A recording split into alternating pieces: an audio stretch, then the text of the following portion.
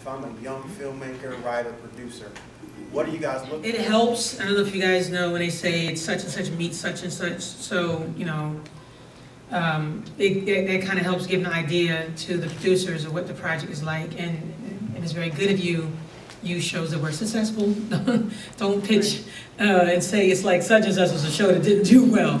So, you know, if you want to say it's, you know, Cosby Show meets Bob Newhart or whatever, then you kind of know, obviously, he's a successful black family, but somebody, obviously, a psychologist, whatever you can combine. And then give the beginning, the middle, and the end in your pitch. Don't just kind of say, I got an idea, and you start naming all these different characters and what they do, and there's no story. A lot of people come up with really cool characters, and they pitch and say, well, he's going to do blah, blah, blah, blah, blah, but and we're still sitting there like, but what's the story? Where is this going? And that's you got to make sure you know. What's the beginning, the middle, and the end of your story?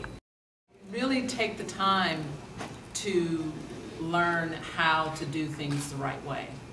There's no excuse for First of all, script formatting and typos are my biggest pet peeve. I have not read scripts based on just looking at it and saying it's not even formatted right. I know everybody might not think it's important, but from character names and what gets capitalized and what doesn't get capitalized, whatever, I can look at the script and tell if you know what you're doing or not. For me, it's always about the story. I don't really want to see your visuals, and then I want to talk to you and see how passionate you are and how much you really know your topic before you send me a sizzle. We did the rest of Read Between the Lines, Cofer Entertainment Group, and I think the point that I just, sitting here listening, but I just want to make, there's so many things that if you're new to this business, you're just not going to control. I mean, there's some realities that just aren't coming out to you, I think, from this dialogue that just dictate what your opportunities are to do a show on television.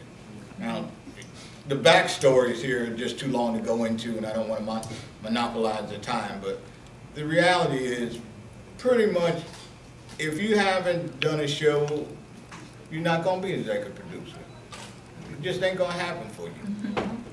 Let that go. All right. And if you're selling a show to a network like TV One or someone, you got to understand who got the money. And if the network don't have the money, then you got some hybrid of a deal. And if you're not WGA, you really ain't in the game as a writer. And if you can't meet that strategy, I don't care how good your idea is. Desperate Housewives took 7 years. Mark Cherry was doing punch-up on cuts and on a pilot that we did. We shared the same agent. So there's a reality that is greater than your passion to achieve something in the television business. I mean, it's nice to say you want to write a script for television, but the reality is you probably won't. Networks buy writers, not necessarily ideas. And I mean, and I'm the major networks. I don't know about BT and TV and everybody else, but major networks, like let's say, use Shonda Rhimes as an example. You get in, you make them some money, they give you shot after shot, keep making more shows. Ryan Murphy does Nip Tuck, Glee, American Horror Stories, now he got a new show, The New Normal. If you look, it's kind of like the same as, if you think about, probably within your two hands, counting the number of household name actors that you know, or actresses, just black or white, but you can say George Clooney, Will Smith, whatever, just household names of actors that you know. Of all the gazillion actors there are, there's only a few that are household names. Is pretty much the same way in the writing world. There's people that be persistent, but don't be annoying. You have to figure out what that balance is. People do need ideas. We don't have an infinite amount of ideas at my network. I don't know about other networks. We just don't. And neither do production companies. I think that you do have to go the route of trying to go through production companies and learning the way to do television. You look at how well Tyler Perry did as an independent, or I thought so. Just look at how successful people get in different ways. But to break into television through the studio process is very, very challenging.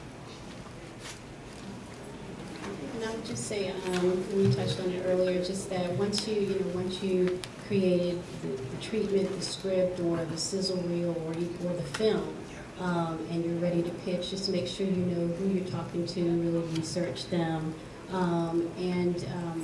You know, if you're able to actually, you know, to get in and speak with someone, just be ready.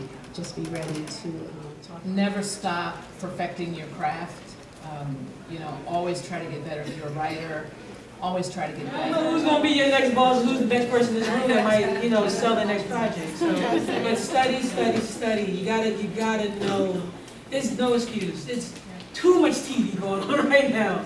Why? You can't say you're a TV writer and you don't watch TV. You can't say.